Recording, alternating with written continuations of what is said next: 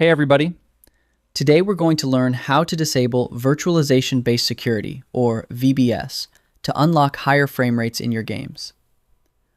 While VBS adds a layer of security, it creates a significant performance overhead that can reduce your gaming FPS by up to 20% on certain systems. First, click the Start button, type System Information, and press Enter. Scroll down the list on the right to find Virtualization-Based Security and verify if it says Running. Now, open the Start menu again, type Core Isolation, and press Enter. Find the toggle for memory integrity and switch it to Off. Next, we need to disable the underlying Windows features.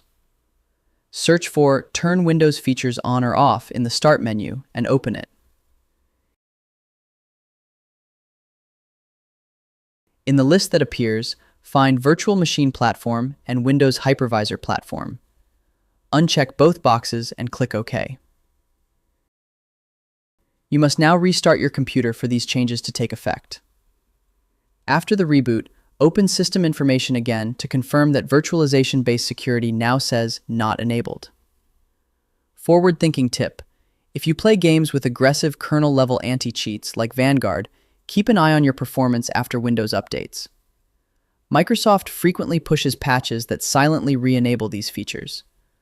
Always re-verify this setting after a major OS update to ensure your hardware isn't being throttled by background security layers. And that's it. You've successfully removed the security throttle from your gaming rig. I hope this helps with your current and future projects. Thank you for watching.